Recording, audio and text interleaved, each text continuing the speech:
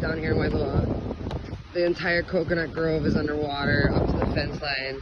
You can see where everything's washed across the road.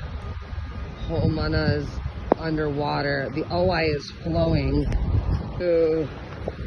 down. Oh gosh.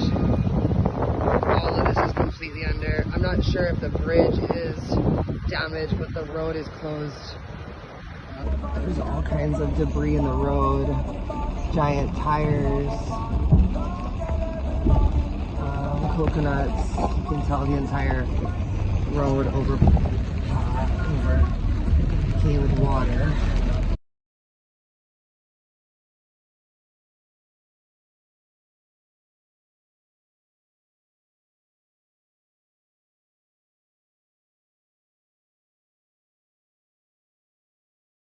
Something's going on. I've heard that the crane may have fallen on the bridge.